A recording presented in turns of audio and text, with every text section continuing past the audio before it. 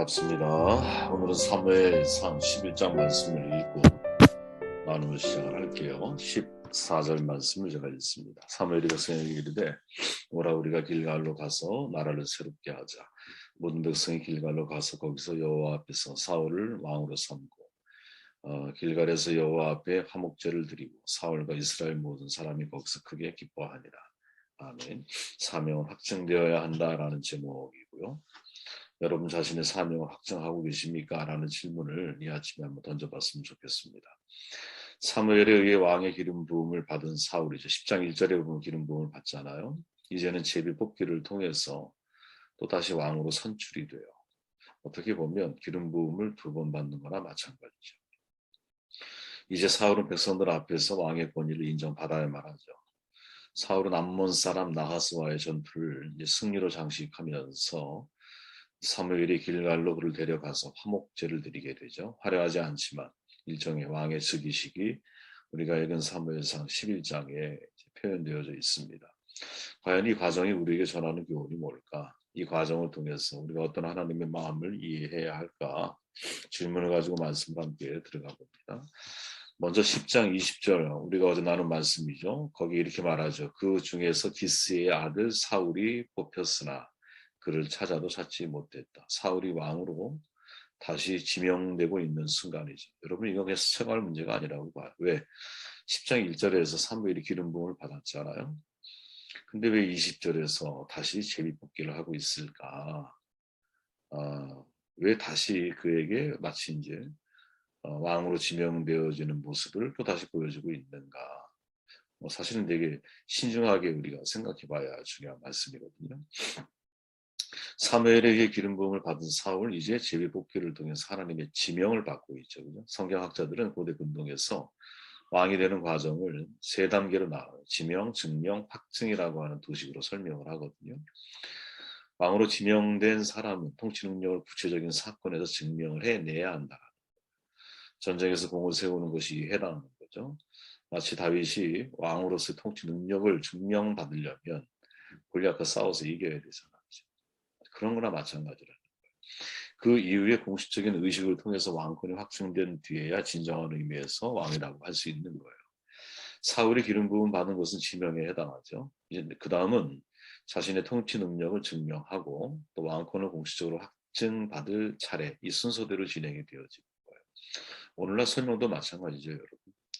우리가 하나님의 소명을 받고 하나님의 택하신 부르심을 받고 사명을 우리가 감당할 때 하나님이 나를 부르셨다라고 하는 주관적인 확신만 가지고는 우리가 하나님 앞에 쓰임 받을 수 없는 거죠. 나의 소명이 현장에서 증명이 돼야 되는 거예요. 그죠? 하나님이 함께 하신다라는 증거가 사역 현장에서 나타나야 되잖아요. 내가 나를 쓰는 게 아니니까. 하나님이 나를 쓰시는 거니까. 그러나 그것만 가지고도 부족하죠. 공식적인 임명을 통해서 확증이 필요한 거예요. 이 단계를 모두 거쳤을 때 하나님의 부르심이 온전히 성취되어지는 거죠, 여러분. 구약 학자죠. 아마 계신대학 대학원 교수로 알고 있는데 김건 교수 책을 제가 컨텍스트로 지금 보고 있는데 김건 교수는 이제 이 사울의 지명이 10장 1절에서 시작되었다라는 것을 대단히 강조해요. 암몬과의 전쟁을 통한 증명과 길갈에서의 확증, 이 우리가 11장의 내용은 두 번째 사건이라는 거죠, 실은. 우리가 성경에 보면 10장 1절에 이렇게 말하잖아요. 사무엘이 기름병을 가져다가 사울의 머리에 붓고 입맞춤에 이르되 여호와께서 내게 기름을 부으사 그의 기업의 지도자로 삼지 아니하셨느냐 이렇게 말하죠. 사무엘은 사울에게 기름을 부어요. 하나님의 지명이 이미 끝난 거예요, 사실은. 그리고 사울에게 말하죠. 이 징조가 내게 임하거든. 너는 기회를 따라 행하라. 하나님이 너와 함께 하시느니라. 어제 말씀을 나눴지만 기회를 따라 행하라. 하나님의 지시를 따르라. 라는 말씀을 가지고 있어요. 근데 또 다른 의미는 뭐냐. 기회를 따라 이 말 속에는 내 손이 발견하는 것을 하라. 다시 말하면 네가 옳다고 생각하는 것을 두려워하지 말고 주저없이 행동으로 옮겨. 이런 뉘앙스를 그 속에 담고 있다라는 거예요. 10장 5절에 보면 하나님의 산을 말하자. 하나님의 산으로 가라. 이때 하나님의 산은 히브리어로 기브와 엘로힘을 풀어서 쓰는 거거든요. 근데 기브와 엘로힘은 사울의 고향의 또 다른 지명의 이름인 거예요. 거기에는 블레셋 군대가 상주하고 있어서 주둔지가 그곳에 있었어. 이미 이제 블레셋이 이스라엘의 곳곳에 주둔지를 만들어 놓고 재산을 약탈하고 자유를 억압하는 일들을 실행에 옮기고 있었다라는 거죠. 그렇다면 내가 옳다고 생각하는 것을 행하라는 명령 속에는 블레셋 주둔지를 공격하라는 의미가 그 속에 포함되어져 있다. 이렇게 이제 김구원 교수는 보는 거예요. 상당히 일리 있는 말이라고 생각을 하거든요. 왜? 기름 부으심과 제비 뽑기가 두 가지가 이제 동시에 이루어져야 할 이유가 없는 거야. 그죠? 기름 부음 받으면 끝난 거지. 하나님의 지명이 끝났잖아요. 그죠? 근데 왜 다시 제비 뽑기를 실시를 하느냐? 뭔가 사울이 지명 이후의 증명 단계로 넘어가지 못하는 불순종의 모습을 보였기 때문이라는 거죠. 사무엘상 9장에 보면 이렇게 말하잖아요. 내일 이맘때에 내가 베냐민 땅에서 한 사람을 내게로 보내리니 너는 그에게 기름을 부어 내 백성 이스라엘의 지도자로 삼아 그가 내 백성을 블레셋 사람들의 손에서 구원하리라. 아멘. 사울이 여러분 하나님이 사울을 부르셨을 때의 사울에게 주어진 사명은 뭐냐면 블레셋 사람들의 손에서 구원할 자인 거거든요. 그렇게 사무엘은 사울에게 기름 부음을 이제 허락한 이후에 고향 땅으로 돌려보내면서 하나님의 지명에 대한 사울의 주관적인 확신을 돕는 세 가지 징조를 어제 제시했잖아요. 그죠? 뭐 예를 들어 암나귀로 되찾는 것부터 해서 그 세 가지를 이렇게 말하자. 그게 그대로 실현이 됐어. 그거를 경험한 이후에 블레셋 주둔지를 공격함으로써 왕으로 너의 통치 능력을 증명한 이후에 길갈로 내려가 있으면 내가 모든 이스라엘 백성들 앞에서 그것을 확증할 거다. 이렇게 약속을 한 거거든요. 근데 문제가 사울은 이 사무엘의 명령에 순종하지 못해서 참 이게 안타까운 거지, 그죠? 그래서 다시 제비 뽑기가 이제 시작이 되면서 블레셋이 아니라 이제는 누구 암몬이라는 사람이 등장을 하고 암몬과의 승리를 통해 길갈에서의 왕의 즉위식이 이루어지게 되는 것이죠. 이런 걸 여러분 머릿속에 그려놓고 말씀을 보면 도움이 될 겁니다. 11절 말씀을 보면 이튿날 사울이 백성을 3대로 나누어 새벽에 적진 한가운데로 들어가서 날이 더울 때까지 암몬 사람들을 치매 남은 자가 다 흩어져서 들도 함께한 자가 없었더라. 이렇게 말하죠. 사울이 왕으로서 자신의 통치 능력을 증명하는 두 번째 기회가 주어져요. 그것이 암몬, 나하스의 도발이거든요. 원래는 블레셋과의 싸움을 시작했어야 되는 거야. 누가? 사울이. 근데 그게 안 되니까 암몬 나하스 사람, 이 사람이 이제 도발을 시작을 하게 돼요. 야베스 지역을 쳐들어와. 길라 사람들은 암몬 사람들에게 조공을 바치고 섬길 테니까 화친을 맺자. 이렇게 아주 선한 방법을 제안을 해요. 그러나 암몬 사람들은 너희가 다 오른쪽 눈을 빼고 오면 화친을 맺어주겠다. 아주 수치스러운 말이죠. 오른쪽 눈을 하나 빼면 여러분 이제 그런 거예요. 활을 못 쏴. 왜 거리 감각이 없잖아요. 그래서 그 당시 한쪽 눈을 내가 빼서 없앤다라고 하는 것은 전쟁 능력을 상실시키는 거거든요. 애꾸눈을 만드는 거죠, 말 그대로. 대단히 모욕적인 거죠, 그죠? 그러니까 다급해진 길라 사람들이 전령을 보내서 각 지파의 도움을 요청해. 이 소식을 사울이 들어요. 그죠? 사울이 기부하에 있을 때. 11장 5절에 보면 마침 사울이 밭에서 소를 몰고 오다가 이르되 백성이 무슨 일로 오느냐 하니 그들이 야베스 사람의 말을 전했어. 그랬더니 사울이 이 말을 들을 때 하나님의 영이 갑자기 아주 강력하게 누구에게 사울에게 임재를 내요. 아니 왕이 무슨 소를 몰고 다니느냐? 당연하죠. 아직은 관료 체제가 제대로 성립이 된 게 아니었어. 그죠? 소를 몰고 밭을 간다는 건 나쁜 게 아니에요. 왜냐하면 그 농업은 여러분 그 시대의 이스라엘의 최첨단 산업이거든요. 그냥 일상의 단면을 잘 보여주고 있다. 우리는 이렇게 이해할 수 있다고 봐요. 주목할 건 뭐냐? 사울에게 하나님의 영이 세차게 임하는 순간 사울이 완전히 달라지는 거죠. 왕으로서 가져야 할 마음으로 행동하기 시작을 해요. 자신이 몰고 있던 소를 그 자리에서 죽여 각을 떠 그리고 각 지파로 보내 그리고 이스라엘 백성들을 모았어. 근데 몇 명이 모였냐? 33만 명이 모인 거예요. 이 어마어마한 숫자거든요, 여러분. 12로 나눠보면, 내 20파트는 11개로 나눠보면, 여러분, 한 지파다 3만 명씩 모인 거잖아요. 그죠? 한 지파다. 근데 우리가 출애굽해서 가나안 들어갈 때의 숫자를 생각해 보면 여러분 이 숫자는 거의 절반에 해당하는 어마어마한 숫자가 모인 거죠. 다 모였다고 보여요. 그죠? 그리고 왕으로서의 역할을 감당해서 암몬과의 전투를 대승으로 이끌어요. 네. 참 중요한 장면이죠. 위기 상황이 발생을 하면 그 사람이 리더인지 아닌지가 사실 구분이 된다고 봐요. 리더의 결단력과 강한 리더십이 필요한 타이밍이라는 게 있죠. 이를 리더십 모멘트라 그래요. 여러분. 모멘트. 어떤 순간이야. 내가 예를 들어 어떤 사업을 할 때도 여러분 티핑 포인트라는 게 있잖아요. 늘 계속 같은 마치 임계점처럼 늘 변하지 않고 큰 일이 벌어질 것 같지 않은데 어떤 하나의 기회를 통해서 점프업을 하는 거예요. 그죠? 티핑 포인트. 그런 때가 있다라는 거죠. 어떤 그런 순간. 지금 우리가 예를 들어서 문화적으로 이제 아주 강력한 강국으로 우리가 부상하고 있잖아요. 물론 이제 여러 차례의 어떤 뭐 K컬처가 세상 사회에 세계에 흩어지는 시간들이 있었지만 어쨌든 지금 2021년, 2022년을 놓고 보면 완전히 티핑 포인트를 만난 것 같은 그런 생각이 들죠. 리더십에도 그런 게 있다라는 거죠. 지금 사울이 마치 그런 거예요. 하나님이 사울에게 강력한 어떤 성령의 기름 부으심을 통해서 암몬과의 승리를 싸우게 하는 거죠. 저는 항상 그런 생각이 들어요. 하나님이 우리를 어떤 특별한 사명의 자리에 세우셨을 때 다른 사람이 갖지 못한 하나님의 영의 강력한 역사를 우리에게 주실 수 있다라고 저는 보거든요. 그 일을 감당하게 하시는 거죠. 성령의 기름 부으심을 통해서 그 사명을 감당하게 하시는 거예요. 그래서 그런 위기의 결정적인 순간에 내 마음이 더 단단해지고 오히려 지금의 이것이 하나님이 내게 주신 어떤 사명의 기회이구나 붙들고 그것을 행동으로 옮겨나가고 사람들에게 선한 영향을 끼쳐서 그 일을 이루어낼 수 있도록 이제 하나님이 우리를 도우시는 거죠. 우리가 우리 베스터만 교수의 말을 함께 나누었잖아요. 여러분. 사사기의 성령은 지속적으로 역사하지 않아요. 일시성이라고 하는 걸 가지고 있다라는 거. 삼손을 보면 하나님의 영이 임해서 뭐 수많은 적을 죽이기도 하지만 그때마다 성령의 임재하심이 있었다라는 거예요. 바울은 이걸 어떻게 날마다 성령의 충만을 받는 사람이 되라라고 우리에게 이야기해주고 있는 거지. 저와 여러분은 항상 여기에 깨어 있어야 한다고 봐요. 결정적으로 리더가 자기 역할을 감당해줘야 할 때, 사명자가 자기 사명을 감당해줘야 할 때, 이때가 언제인지에 대해서 우리가 하나님 앞에 나의 어떤 생각을 열어놓고 인생을 살아갈 수 있는 데야. 그때를 잘 잡아야 되지 않을까? 리더십 모먼트 하면 떠오르는 사람이 있죠. 부시 대통령.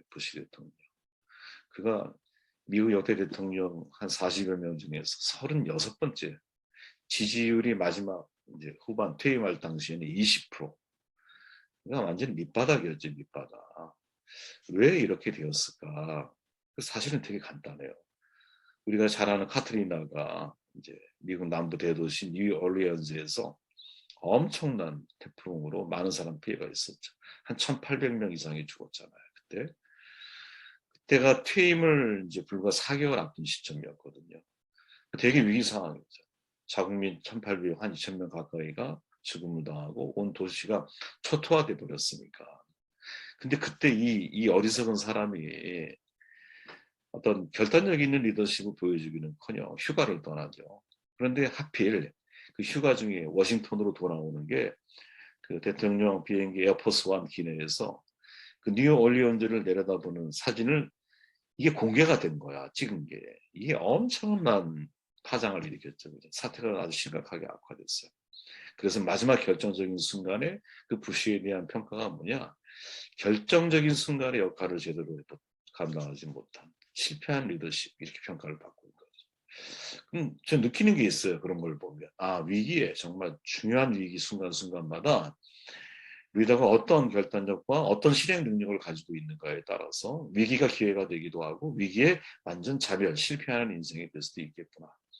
사명이라고 하는 것은 여러분 위기의 순간에 우리에게 다가올 수 있다라고 생각을 하거든요. 여러분도 마찬가지라고 봐요. 하나님이 나에게 사명을 아주 선명하게 드러내시는 타이밍이 언제일까? 매우 어려운 위기의 상황이 나에게 그런 사명을 주실 수 있다라고 하는 열린 마음을 가지고 인생을 좀 바라볼 필요가 있지 않나? 나머지 읽어보시길 바라고요. 14절 말씀을 읽고 말씀을 정돈할게요.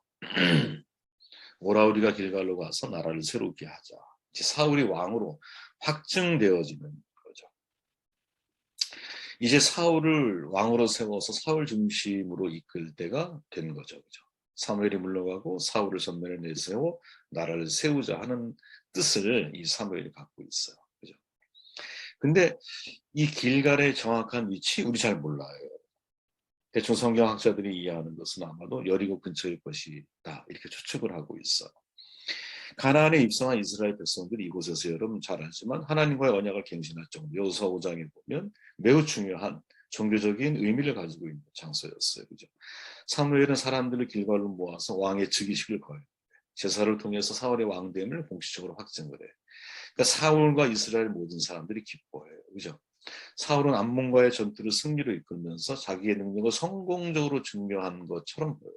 그러나 우리가 앞서 처음에 제가 이야기했듯이 좀 더 넓은 문맥으로 볼 때는 사울이 왕으로 증명 과정이 대단히 이상적인 것은 아니었어요. 왜? 기름 부은 이후에 고향에 가서 블레셋 죽은지를 사실은 그들과 전쟁을 통해서 거기서 승전보를 가지고 왕으로서의 확증을 받는 것이 사무엘이 가지고 있는 중요한 계획이자 하나님이 사무엘에게 알게 하신 계획이었어요. 근데 문제는 그것을 사울이 순종하지 못해. 그래서 여러분 되게 재밌는 장면 가운데 하나가 빨간 글씨를 여러분들 보면 15절 후반부예요.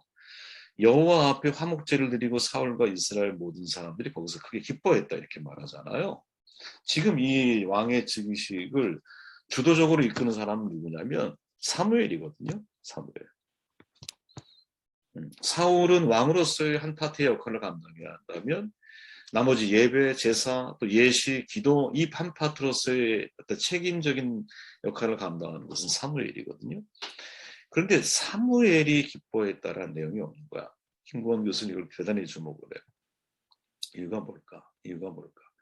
사무엘은 예측을 하고 있다라는 거죠. 무엇? 지금 이 사울의 미래를 예측을 하고 있다라는 거죠.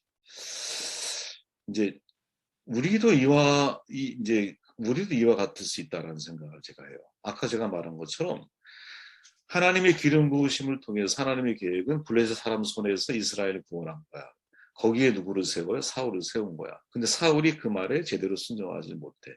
그랬더니 2차적인 방법이 제비뽑기를 통해서 다시 지명하시고 사울이 무엇? 암몬과의 싸움을 통해서 왕으로서 확증을 받는 과정, 두 번째 과정을 지금 밟는 거거든요. 근데 이 자체가 중요한 교훈이 있다라는 거죠. 제 생각에. 무슨 교훈일까 생각해 보면 우리가 여러분 하나님이 나를 원래 쓰려고 했던 사명이 있는데 내가 제대로 순종하지 못해서 엉뚱한 사명에 나의 시간을 허비할 수 있다라는 거죠.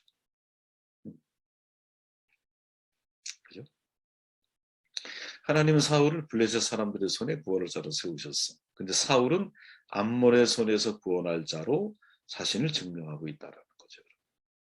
사울은 왕으로 지명된 후에 기브온에 있는 블레셋 주둔지를 공격하라고 하는 사무엘의 명령에 순종하지 못해요. 자신의 통치 능력을 증명할 첫 번째 기회를 놓친 거죠. 자기 사명에 대한 착각이고 자기 사명에 대한 오해이고 이 착각과 오해가 어떻게 불순종을 통해서 이루어지고 있다. 잘못된 순종을 사실은 행동으로 옮기고 있는 것이죠. 야, 우리도 이와 같을 수 있겠구나. 좀 그런 생각을 해봤어요. 하나님이 우리를 사명자로 부르셨어, 목회자로 부르셨어, 혹은 교수로 부르시고 우리를 각자 이제 하나님이 부르신 자리가 있잖아요. 그런데 정확한 하나님이 내게 원하시는 일을 찾아서 내가 그 일을 하고 있느냐? 아니면 하나님의 뜻과는 전혀 상관이 없는 잘못된 사명을 붙들고 내가 인생을 살아가고 있지는 않을까?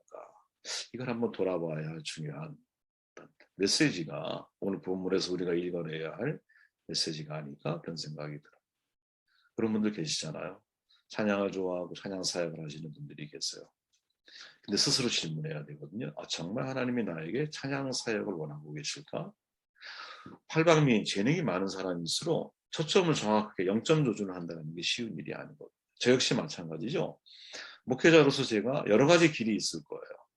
이제 어떤 목사가 될 것인가에 대한 질문에 대한 해답을 찾아가는 과정이겠지만 저는 지금 예를 들어서